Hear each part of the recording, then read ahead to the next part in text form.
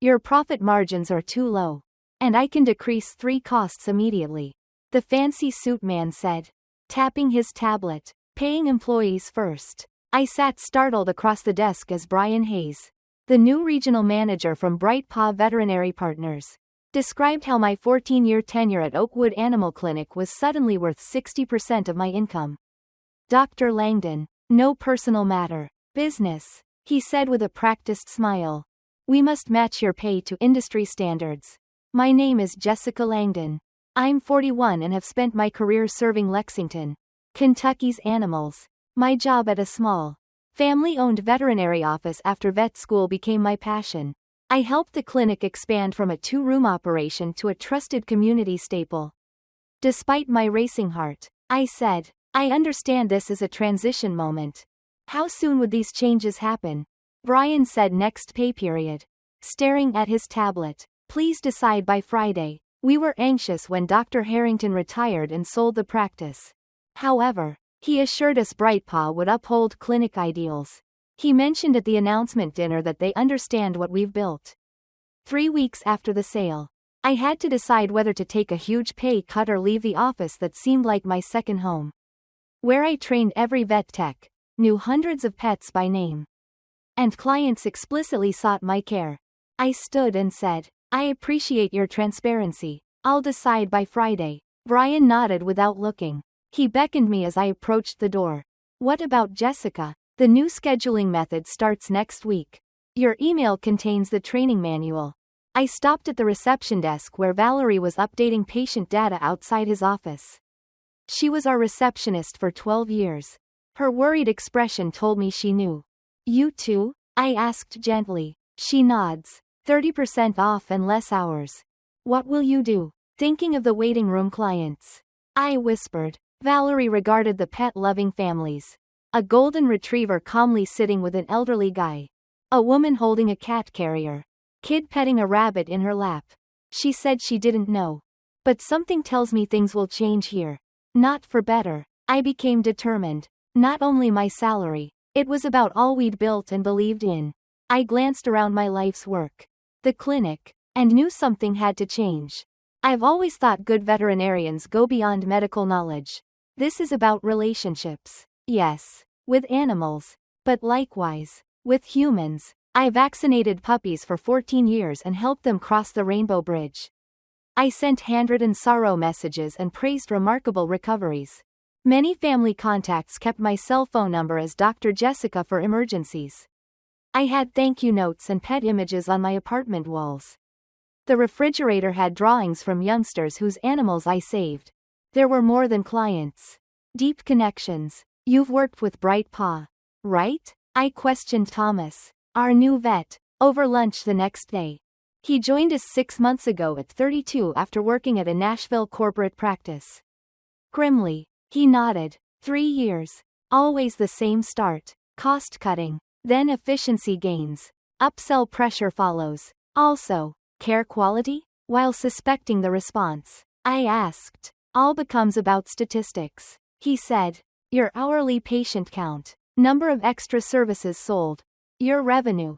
He moved his salad. So I left. Got sick of being told to propose unneeded dental operations to reach monthly goals. I contacted Dr. Harrington between visits that afternoon.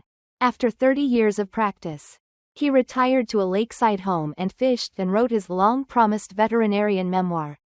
His voice was laden with regret. I had no idea. Jessica. Their officials said they admired the practice's culture. I wouldn't have sold if I knew. I assured him it's not your fault. You deserved retirement. I must decide. You think what? He inquired. I hesitated. Saying it loudly would solidify my thought. I'm considering starting a practice. 1 moment of quiet on the line. You should. He concluded. You have experience and client ties. And Lexington needs a clinic that prioritizes care over profits. I looked at my degrees and certifications on the wall in my office after we hung up. Many clients have thanked us for not being an assembly line vet clinic throughout the years. Knocking interrupted my thoughts. For 8 years, Maggie was our head technician. Sorry to trouble you, Dr. Langdon, but Mrs. Peterson is with Baxter. She requested you even though she's seeing Dr. Morris today. I stood up and told her I'd be there. As I prepared to check the 10-year-old beagle I'd been treating since puppyhood, I recognized what to do. The decision went beyond my income. Preserving something important. Friday morning brought clarity I hadn't felt in weeks. I researched commercial real estate, equipment, and small company loans in the evenings. I called 3 old colleagues who had started their own practices. The more I considered it, the more it fit. At exactly 9, I knocked on Brian's door. His voice preoccupied. He yelled, "Come in." He was video conferencing with his back to the door when I entered. "I'll call you back," he told the screen before turning to me. "Good. Jessica, have you decided?" I gave him an envelope. I said, giving 2 weeks' notice. He let his professional mask drop, showing astonishment. "You quit? Increased market adjustment?" "Correction. I'm seeking a new opportunity. I wanted to notify you in time to secure patient coverage." Brian sat back and watched me. I anticipated some support personnel to respond like this. But not you. Senior vet. You. Corporate acquisitions function this way. Everyone must adapt. With care. I added, I understand business realities. I made a business decision. He shrugged and grabbed my resignation letter.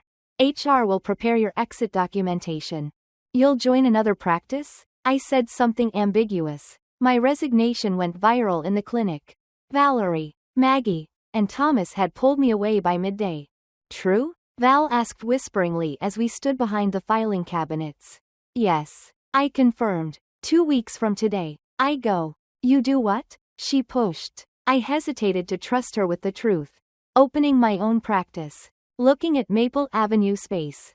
Her eyes expanded. Really? That's... She looked around and lowered her voice. Very impressive. Jessica. Similar exchanges occurred throughout the day. Thomas showed interest instantly. Let me know, he remarked thoughtfully between patients. I made lists and plans at my kitchen table using a legal pad that night. Maggie texted me. Please include me in your plans. After my 3rd cup of tea, I realized how serious it was. Mrs. Davidson stopped me in the parking lot before I left. Oliver, her Maine Coon, was my patient since she adopted him 6 years ago. She said, I overheard one of the texts saying you're leaving, distressed. True? I confirmed it, and she responded immediately. You going where? Oliver and I will follow you. That simple pledge of allegiance made me appreciate something I hadn't previously. I was more than a vet to these individuals and creatures. They had me as vet. That friendship mattered, which Brightpaw severely underrated. Looking at my notes gave me purpose. This went beyond refusing an unreasonable salary decrease. Betterment was the goal. A practice that honored this family's trust in me. My career's longest 2 weeks followed. I treated each animal professionally as always. Every interaction with management was tense. Brian started hovering during my visits with a clipboard, noting efficiency possibilities. He organized an exit interview for my last day and emailed regular reminders about my non-solicitation of clients and workers, which a lawyer friend found unconstitutional in Kentucky. I leased a storefront 7 minutes across town, which Brian didn't know. The room had been a pediatrician's office, so considerable infrastructure was already there. I got funding from a local bank I'd been with for over a decade, and equipment suppliers I'd used for years gave good terms for the new practice. We appreciate relationships. My medical supplier salesman informed me during a quiet lunch meeting. We know what happens to quality when Brightpaw takes over. We gladly encourage independent practices. I kept my ideas quiet in the clinic, but news spread. Clients asked pointed questions at appointments. Where will your new practice be? Mrs. Thompson questioned as I inspected her terrier's ear infection. No final decisions yet, I replied carefully, aware of the computer microphone installed the week before as part of Brightpaw's quality assurance program. She lowered her voice. When you do, let me know. Max no longer sees others. Each daily interaction bolstered my commitment. I was keeping a community-valued care standard while changing careers. Wednesday of my final week, Brian called me into his office again. His body language had altered from business confidence to barely hidden displeasure. He remarked without preamble that several clients have asked about your future plans. I must remind you of your deal. I know my duties, I said gently. I've told everyone I don't have specific intentions. He tapped his pen on the desk. Dr. Langdon, we've spent a lot on this practice. Any attempt to undermine that investment will anger Bright Paw. Understand, I said. Anything else? He regarded me. We'll rethink your pay. Perhaps our initial modification was too forceful. I was surprised by the offer. The first clue that Bright Paw might realize their mistake. It was too late. My Riverbank Animal Hospital vision was formed after signing the lease and ordering equipment. I appreciate it, Brian. My choice is made. Valerie left a folded note on my desk that afternoon. It contained 20 customer names and a short message. These people called today to inquire about you. She wrote, call me first when you need a receptionist. At the bottom, I met Thomas and Maggie in a coffee shop many miles from the clinic that evening to avoid Bright Paw friends. I finally detailed my plans over lattes. I got a Riverbank Drive spot. I told them, Riverbank Animal Hospital will open in 6 weeks if all goes well. Maggie repeated 6 weeks thoughtfully. Reduced hours start in 3. Interesting time. Tom leaned forward. Your staffing strategy? I need an experienced lead technician and a veterinarian who shares my philosophy of care. I continued, looking at him. I learned everything from their smiles. After leaving the coffee shop, my new practice got its first unofficial team members. The pieces were falling into place. But I had no idea Bright Paw would push my hand in an unexpected way. My second to last day at Oakwood started with a bad surprise. A new charge schedule with 30% pricing hikes across all services was posted on the break room bulletin board and effective immediately. Basic vaccines jumped from $45 to $65. Dental cleanings increased from $300 to $420. The bold new care packages contained tests rarely needed for healthy animals. Which was more concerning? The full wellness package included 3 screens most pets didn't need during routine visits. A young vet tech who joined us before the acquisition, Jenna, muttered, they're not even trying to disguise it anymore. Dr. Morris urged me to recommend the premium package to every client today. A knot formed in my stomach. This went beyond corporate streamlining. Exploitative. When Mrs. Whitaker brought Chairman Meow in for an arthritis check, I was in a bind. I had done the identical tests 2 months previously. But the new rules forced me to prescribe a roughly $500 senior panel. Must this happen now? Mrs. Whitaker asked, worried. She meticulously budgeted for her cat's maintenance on a fixed income. I clearly stated that the new owners followed protocols. Chairman's recent normal results suggest we could wait 4 months for these tests. In my professional view, my concession was brief, but she looked relieved. Brian monitored me during the appointment using the new electronic system. He entered the exam room before I finished. Regional Manager Brian Hayes, Mrs. Whitaker. His introduction was a trained smile. I saw we haven't planned Chairman's senior wellness package today. Then came a lesson in pressure tactics. Subtle hints that bypassing these tests was irresponsible. References of finding problems early. And a closing offer of a special one-time discount that still exceeded the actual cost. I watched Mrs. Whitaker's face change from uncertainty to guilt to resignation as she nodded. Clutching her purse harder, Brian took me aside after she departed. We expect our vets to completely support our protocols.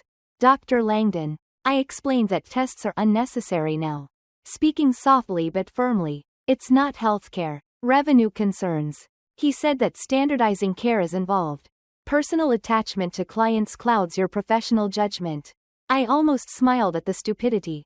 Building client trust is my personal attachment. Because of it, this practice has thrived for decades. Checked his watch dismissively. Luckily, we only have to manage that method 1 more day. Brian monitored my visits all day and intervened when I didn't push the new protocols hard enough. At closing, I was emotionally weary. I saw something chilling when upgrading Chairman Meow's file. Administrative notes read, patient transfer to Dr. Morris. Effective immediately. Former primary veterinarian Dr. Langdon. Quick checks of additional longtime patients showed the same shift. They reassigned all my patients before I left. I couldn't sleep that night. I wanted to leave quietly. Set up my new practice. and then tell clients. BrightPaw's aggression and desire to exploit customer trust changed everything. A decision was taken at 2 a.m. I drafted an email to the lawyer helping me start my new practice at my computer. Must accelerate timetable. I wrote. When can we open? Even partially? It was surprising how quickly she responded. Rent temporary equipment and schedule creatively? Possibly 2 weeks. Ring me in the morning. After closing my laptop, I could finally sleep. I was leaving Oakwood Animal Clinic tomorrow. And Brian Hayes didn't anticipate it to go well. The last day seemed like both conclusion and beginning. Early in the morning, I prepared, called, and got things in action. I felt strangely tranquil as I parked in my normal spot for the last time. Over the years, staff members became family, saying farewell emotionally throughout the morning. Even fresh staff who hardly knew me felt affected by the clinic's attitude change. Valerie said the schedule is light today when I stopped by reception.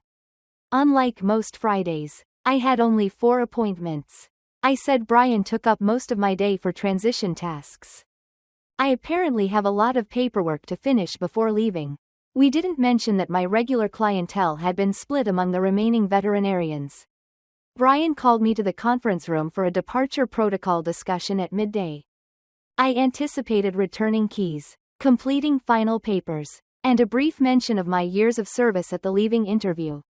Brian was sitting with 2 strangers. The regional chief legal counsel and human resources director of BrightPaw were introduced. Before your departure, we need to address some concerns, Brian said in an official tone. We've noticed you may be opening a rival practice in violation of your employment rules. A stern 50-year-old lawyer slid a document across the table. This letter prohibits veterinarian practice within 20 miles of this facility for 1 year. I examined the document without touching it. Don't remember signing a non-compete. It's in the transfer documents that staff signed when BrightPaw bought the firm. She said, I have copies of everything I signed. I added, reaching into my purse. None of those documents had non-compete clauses. I placed my file on the table. This was confirmed yesterday by my lawyer. The room's vibe changed. I added that Kentucky law severely restricts non-competes for medical practitioners, including veterinarians, especially when patient welfare is at stake. Both the lawyer and HR director glanced. Brian's confidence wavered. Brian instantly stated that we're not discussing legalities. Simply put, we want our clients to migrate smoothly. I kindly corrected your clients. I agree with keeping their treatment uninterrupted. HR director, perceiving a chance to de-escalate, was conciliatory. I'm aware Dr. Langdon has worked here for years. Some compromise may work for everyone. I grinned. I welcome realistic solutions. 2 hours of negotiations led to a simple agreement. I would not actively pursue Oakwood's clients for 30 days in exchange for BrightPaw dropping any claim to limit my practice location or scheduling. My time at Oakwood Animal Clinic ended when we concluded. I packed my things, waved farewell, and walked to my car with nostalgia and enthusiasm. Valerie's message rang as I left the parking lot. Just heard Brian on the phone with corporate. He stated she's one vet. How much would her departure matter? I grinned at her message and replied quickly. Guess we'll see. Brian and BrightPaw didn't realize I wasn't leaving. I was 2 steps ahead. Things were moving, and nothing could stop them. Riverbank Animal Hospital opened 17 days after my Oakwood departure.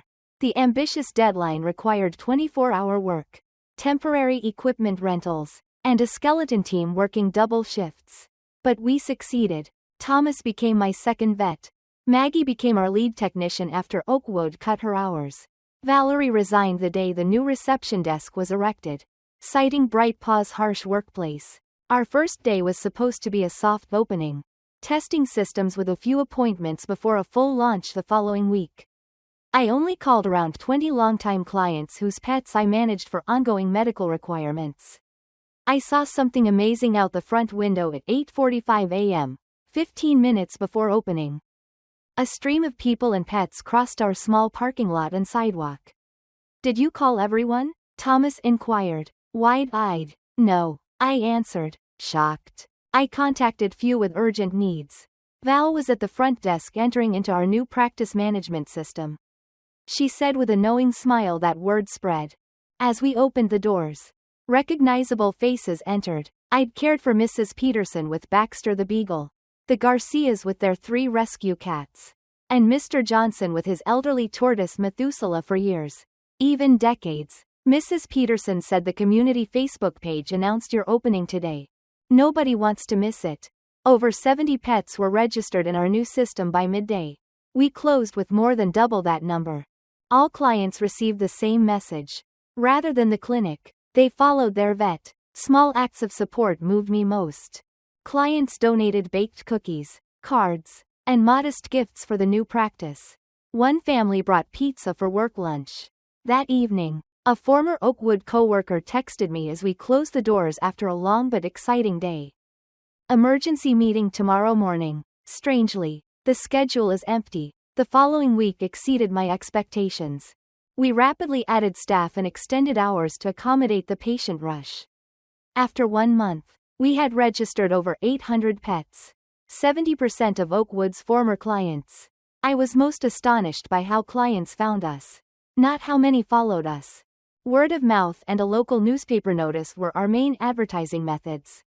But clients kept arriving, often stating that they'd heard about us from friends, neighbors, or neighborhood social media. One client informed me the neighborhood pet organizations are buzzing about your new establishment as I inspected her Labrador puppy.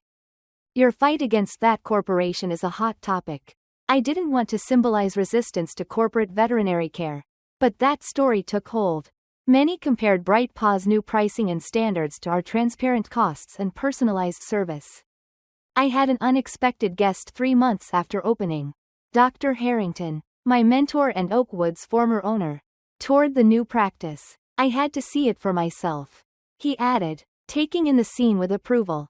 Jessica, you've made something wonderful. He was enthusiastically welcomed by workers and clients as we toured the clinic. Many expressed how much they missed him but were pleased with the new practice. I sold to Bright Paw wrong, he said quietly after the tour. Should have approached you first. I assured him everything went okay. An email later that day completed everything. Brian Hayes requested a Lexington veterinary landscape meeting. My response was typed with a smile. Next Tuesday at 2 p.m. I'm available. Business, not personal. Looking around at our thriving practice, full of wagging tails, purring patients, and my trusted team, I understood that sometimes the best retribution is creating the place you were intended to be.